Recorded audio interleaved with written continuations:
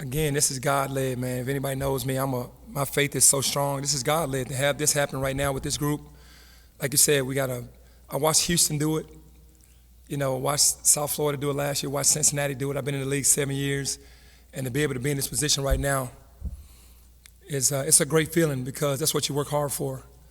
And the blessings just keep pouring in. And I'm proud of my team because they allowed me to coach them hard, allowed my staff and I to coach them hard. And they responded to the bell, answered the bell every single time, and still so much more to go.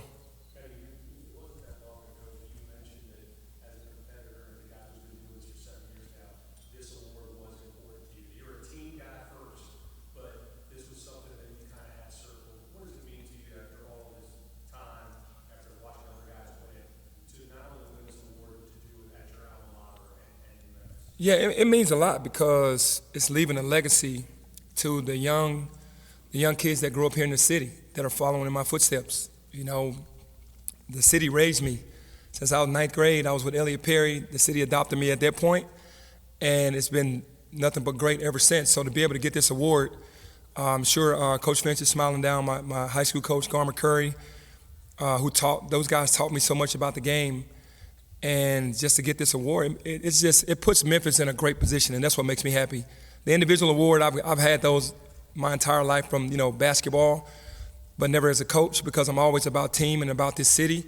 But it does feel good to be acknowledged for my hard work because I do know I work really hard.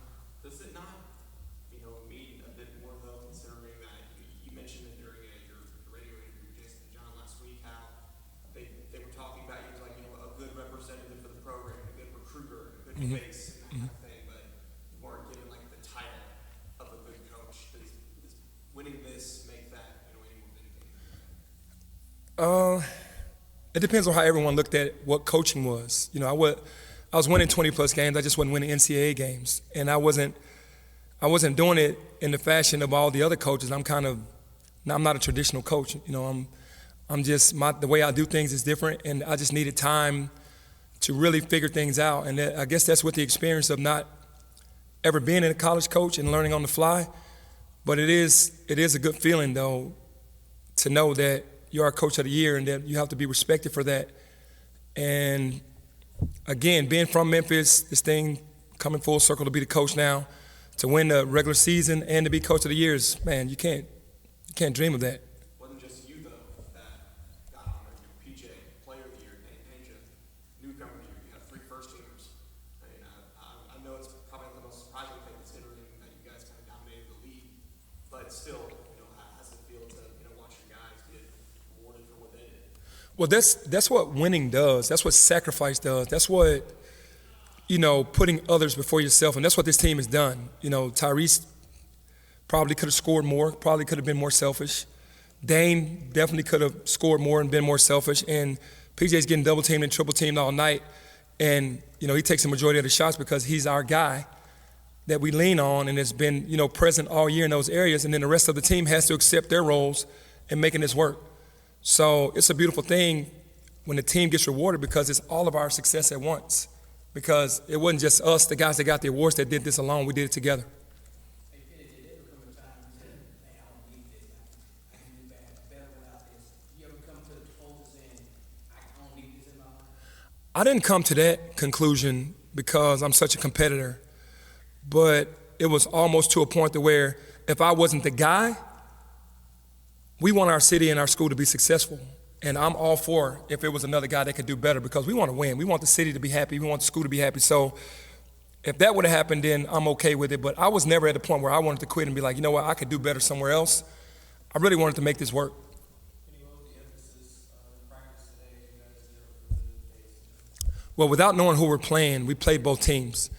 Had some success against South Florida in both games and struggled against Wichita State both games. And we just have to prepare for both. We kind of just played South Florida, and we worked on Wichita State today because you don't know who's going to win. And we're trying to work on ourselves as well in all the areas where we're not as strong, that we need to be stronger, because the same mistakes that we made in the regular season, you got to erase those mistakes. And where we're good, we have to be better. And we worked on that today as well. At the same time, how do you emphasize, I guess, getting the appropriate amount of rest? Obviously, you're going to play until Friday.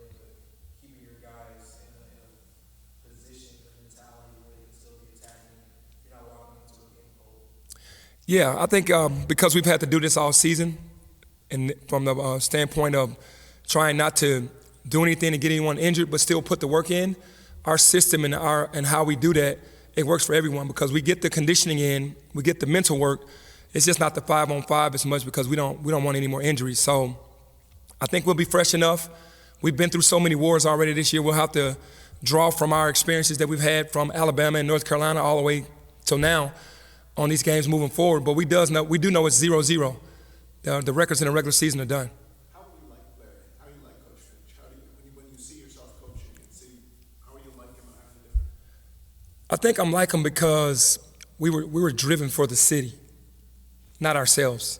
You know, I just feel like we want the success of the city more than we want for ourselves. That's definitely a way that we're alike. And you're the best coach now that you've ever been, obviously. You talked about that. Do you think how long you're going to do this? I have not thought about how long I was going to do it because I'm so driven on trying to have success here that it hadn't even allowed me to even think about anything else. You know, really. I mean, I just haven't sat back and gone, how many years do you want to do this? Because you have to be successful. You want to be successful. And right now, having some success, you don't know how far this goes, but I've never really sat back and go, I don't know how many years I really want to do this.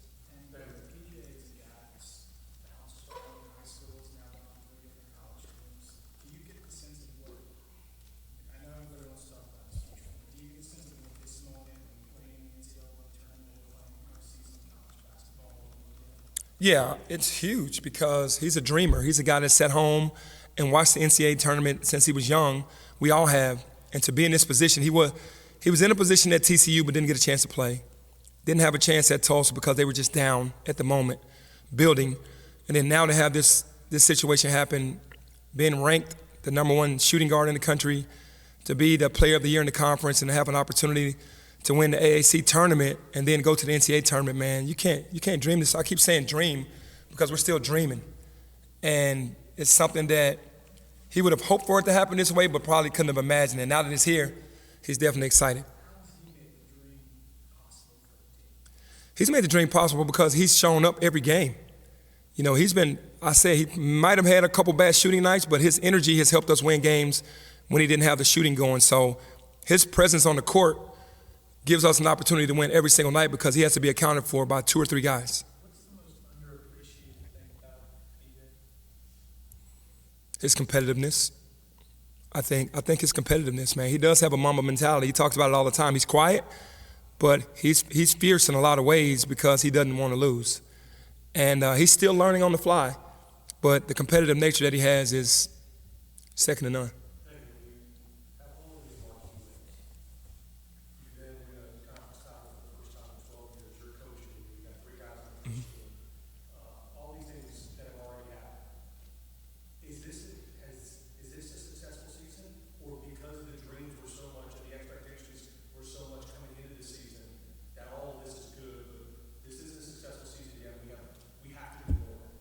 Yeah, I'm not a moral victory guy, so we're going to definitely be appreciative of what we've done because we did something special with the schedule that we had in the non-conference, and then to go through conference, arguably could have been 18-0, definitely 17-1 if we just get the ball in bounds.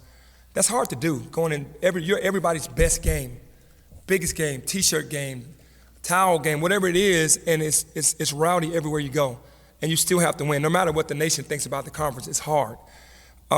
So for me, first stage, very successful. Now the next stage happens. We've gotten to the conference finals a lot since I've been here. We just haven't been successful every year, but we've gotten there. We've won it one time, the year that we lost to FAU. But last year was the first time that we really got knocked out. First round, it was just one of those weird seasons. And then getting into the NCAA, we've gotten to that second game and had a double-figure lead against the #1 overall seed 3 times on the way. So for me, we've been to the championship of the conference. We just haven't gone to a Sweet 16, Elite 8, Final Four. For me, a successful season for me with this team would be Sweet 16, Elite 8, Final Four moving forward. But it's not a failure because we've done the first accomplishment really, really well. No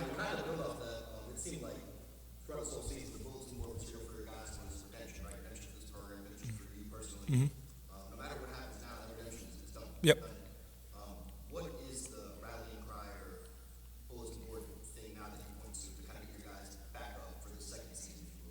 seeding for us. I mean, we want to win, period, because we have to win. When you win, you give yourself an opportunity to have a higher seeding. The next thing behind that is to prove ourselves right, not others wrong. Like we know what we can do. And those two things drive me, maybe not the team, but it drives me because I know how important seeding is. Even though when I was in school, we had, I think we were like a 9 seed, and we made it to the Elite 8.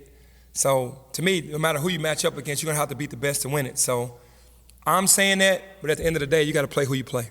What do you think when you see the bracket titles after you guys win the AAC Memphis title and you're at 8, 7 seed, whatever it is? What are your thoughts on that? I just think that they don't respect who we are. That's when I look at that, because you don't respect the team if you drop 8 spots after a loss and you're a 7, 8 seed and the teams that you beat are ahead of you. I'm not crying at all. It's just when I look at that, it's like they just don't respect it. So we got to keep earning our respect. I got you. I think our unity is unified. We all have the same goal. And that hasn't been that way on this team in the past years. It's been kind of selfish. Some guys that have been so good feel like they can do it on their own. But with this group, our biggest attribute as a squad is the unity. We're together. We're together. We're as one. You've talked about it all year with respect to this conference. It seems that everything is about the metrics. It doesn't, people watching basketball or whatever the case may be, it's all about the metrics. No matter what you do this week, is there a part of you that expects bad news on Selection Sunday just because? I mean, you're sitting here right now and you're actually dropping to like a 7 or 8. You were a 6 a week ago. Yep. Is there an expectation that Sunday there's going to be a bit of a disappointment, even if you come down to the Nets, that you're going to again fall in that 7, 8, 9 area? I'd be lying if I didn't say that I don't know if it's going to be good for us or not on Sunday. I don't feel like even if we win it all. So when you know that, you just get ready for whatever comes, and we'll be ready. We'll use that as some more bulletin board material, and I like our team being in that mode versus being relaxed and content.